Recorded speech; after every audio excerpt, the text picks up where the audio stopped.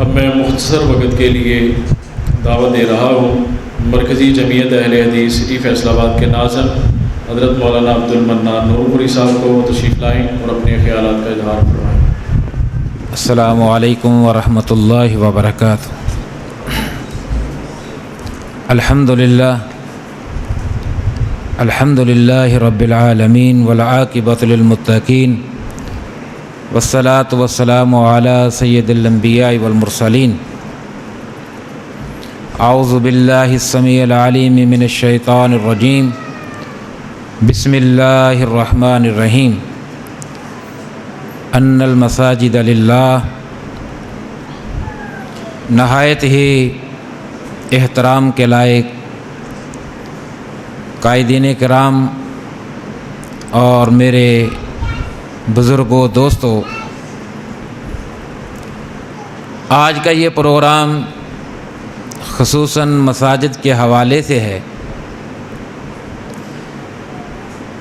ہم سیرت طیبہ کا مطالعہ کریں تو آپ صلی اللہ علیہ وسلم کی 23 سالہ نبوت کی زندگی کو جب ہم پڑھیں، 13 سال مکہ مکرمہ کے اور 10 سال مدینہ منورہ کے، 13 سال آپ کی مکی زندگی توحید کو عام کرنے کے لیے، اللہ رب العالمین کی وحدانیت کو عام کرنے کے لیے گزری، اور مکہ مکرمہ میں مسجد بنانے کی ضرورت اس لیے پیش نہیں آئی کیونکہ مکہ مکرمہ میں بیت اللہ، اللہ کا گھر پہلے سے موجود تھا۔ بیت اللہ یہ ہمارا مرکز ہے، ام المساجد ہے، تو یہ پہلے سے موجود ہونے کی وجہ سے مکہ مکرمہ میں نئی مسجد تعمیر کرنے کی نوبت نہیں آئی۔ یوں ہی آپ ہجرت کر کے مکہ مکرمہ سے مدینہ منورہ کی طرف روانہ ہوئے تو ابھی آپ کی ہجرت کا سفر جاری تھا کہ آپ چلتے چلتے قباء نامی بستی میں 1-2 دنوں کے لیے ٹھہرے۔ مستقل قیام نہیں تھا، عارضی قیام تھا۔ 2-3 دن آپ نے یہاں پر ٹھہرنا تھا، تو آپ نے اس عارضی قیام کے وقت سب سے اہم جو فیصلہ کیا وہ اس بستی میں مسجد کا سنگ بنیاد رکھا،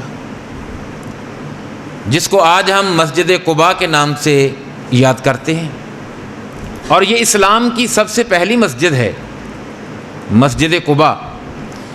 رسول اللہ صلی اللہ علیہ وسلم نے قباء نامی بستی میں مسجد قباء کا سنگ بنیاد رکھا، اور 2-3 دن یہاں قیام کرنے کے بعد پھر آپ مدینہ منورہ کی طرف روانہ ہوئے۔ مدینہ طیبہ میں چونکہ آپ کی مستقل رہائش کا بندوبست ہونے والا تھا، چاہیے تو یہ تھا کہ آپ پہلے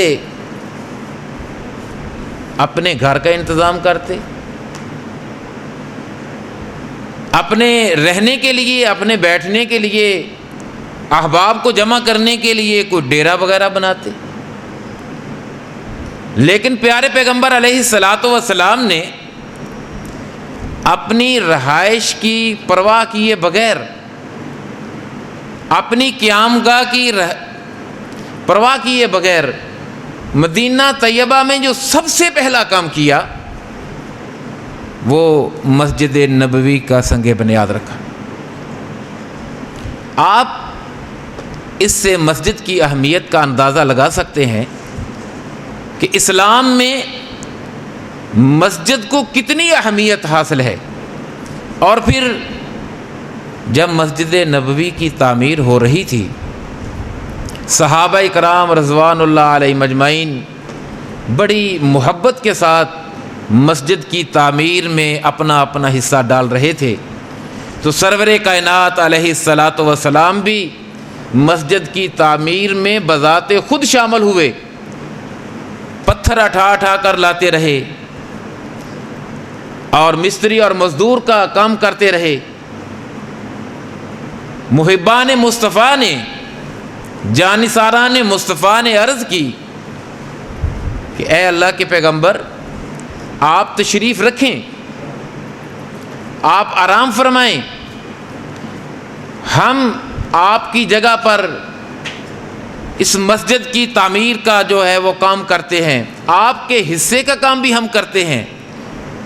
تو رسول اللہ صلی اللہ علیہ وسلم نے فرمایا، میرے صحابہ، لا عیش الا عیش الآخرہ، یہ تو زندگی جو ہے یہ عارضی زندگی ہے، یہ تو مستعار زندگی ہے، یہ تو عارضی، یہ گزر جائے گی. زندگی تو آخرت کی زندگی ہے. رسول اللہ صلی اللہ علیہ وسلم نے بذات خود مسجد کی تعمیر میں حصہ ڈال کر یہ واضح کیا کہ یہ مستعار عارضی زندگی تو گزر جائے گی، آئندہ مستقل آنے والی زندگی کا فکر کیجئے. اگر آئندہ آنے والی زندگی، ہمیشہ رہنے والی زندگی جو ہے اس کو سنوارنا ہے تو پھر مسجد کی تعمیر کیجئے اور مسجد کی تعمیر میں حصہ لیجئے، جیسا کہ رسول اللہ صلی اللہ علیہ وسلم نے کر کے دکھایا ہے. یہ ہے مسجد کی اہمیت، پیارے پیغمبر علیہ الصلاۃ والسلام کی سیرت طیبہ سے جو ہمیں ملتی ہے. ہمارے ساتھ ظلم یہ ہوا کہ متحدہ ہندوستان کے وقت انگریز نے مسجد کی اہمیت کو کم کیا، مسجد کو صرف نماز اور خطبے کے لیے جو ہے وہ خاص کیا، اور باقی تمام تر کام جو ہیں وہ مسجد سے باہر لے گئے، اور مسجد کے امام، مسجد کے خطیب کو نعوذ باللہ ایک کمی کی حیثیت سے جو ہے وہ جانا گیا.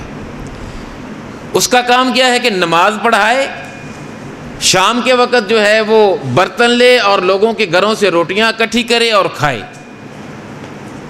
یہ انگریز نے کام کیا، مسجد کی اہمیت کو کم کیا اور مسجد کے امام اور خطیب کی اہمیت کو کم کیا، جس وجہ سے آج ہماری مساجد میں اور مساجد کے اندر امام اور خطیب ان کی اتنی حیثیت نہیں ہے کہ جتنی ہونی چاہیے تھی. امام تو امام ہے، جس امام کو آپ اپنے سامنے کھڑا کر کے اس کے پیچھے نماز پڑھتے ہیں اور نماز پڑھنے کے بعد پھر اس کو جھڑکیں دیتے ہیں، ہے تو وہ امام، وہ آپ کو نماز پڑھانے والا، آپ کی قیادت کرنے والا، آپ کا خطیب، آپ کو مسائل بتانے والا، اس کا مقام، اس کا مرتبہ وہ تو بہت بلند ہے، اس کی شان تو بہت بلند ہے. لیکن انگریز نے پہلے مسجد کی اہمیت کو کم کیا، پھر امام کی اہمیت کو کم کیا، پھر خطیب کی اہمیت کو کم کیا، جس وجہ سے آج ہمارے معاشرے میں یہ ایک بگاڑ پیدا ہوا ہے. اور دوسرا، انگریز نے یہ کام کیا کہ ہمیں صرف مسجد میں نماز پڑھنی ہے اور خطبہ دینا ہے، جبکہ رسول اللہ صلی اللہ علیہ وسلم کی مسجد نبوی کو آپ دیکھیں کہ تمام تر ضروری کام جو ہے وہ مسجد میں ہوا کرتے تھے.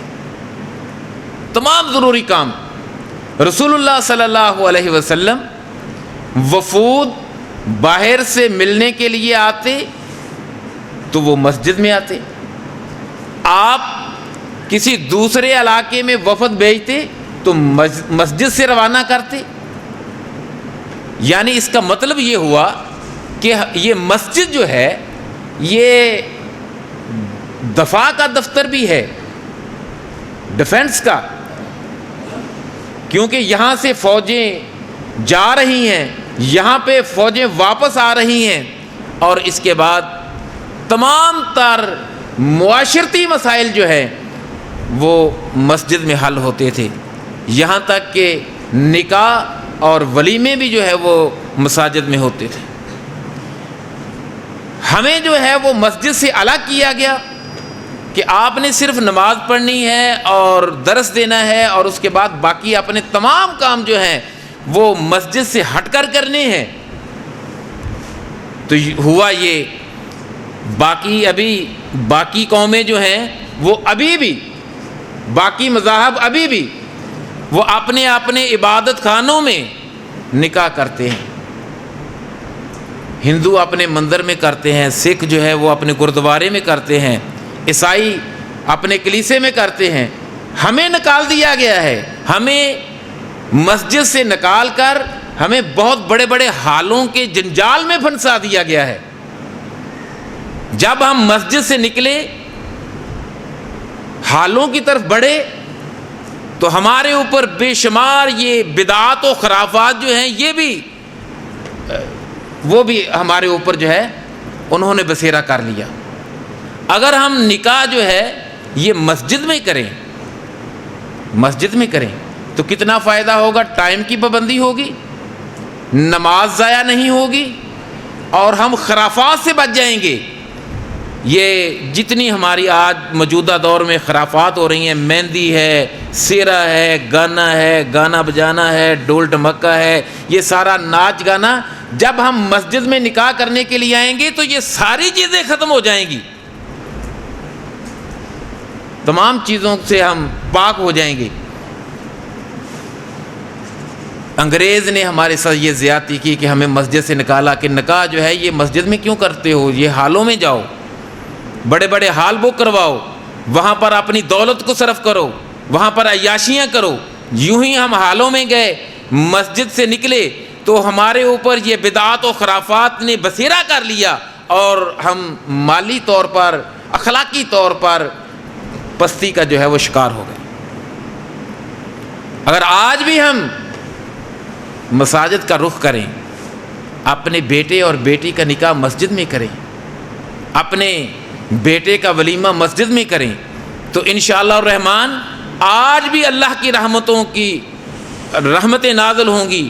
ہمارے اس پروگرام میں اللہ کی رحمتیں نازل ہوں گی، برکتیں نازل ہوں گی، اگر آج ہم مسجد کی طرف رجوع کریں. اور اس میں سب سے زیادہ اہم کردار وہ انتظامیہ کو کرنا ہوگا، انتظامیہ کو، کہ وہ کھلے دل سے آنے والے آدمی کو اجازت دے کہ بھائی آپ اپنے بیٹے اور بیٹی کا نکاح کرنا چاہتے ہیں تو آپ کے لیے مسجد حاضر ہے. اگر آپ اس کو کوئی سہولیات دے سکتے ہیں تو سہولیات بھی آپ دیں.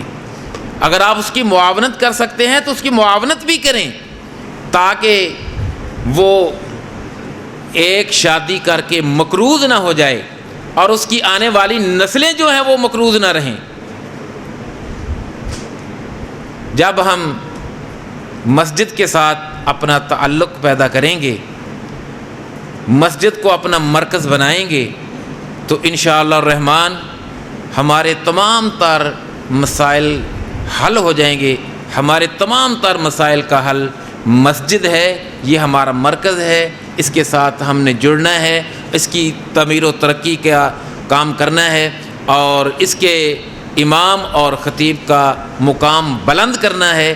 جو ہی ہم مسجد کے امام اور خطیب کی عزت کریں گے، احترام کریں گے، تو انشاءاللہ الرحمن ہم تمام کی جو ہے وہ عزت اور احترام ہوگی. اللہ تعالیٰ سے دعا ہے کہ اللہ رب العالمین ہم سب کو مساجد کے ساتھ محبت کرنے کی توفیق عطا فرمائے، اور اپنے تمام تر ضروری کام جو ہے وہ مسجد میں کرنے کی توفیق عطا فرمائے. جزاکم اللہ خیر.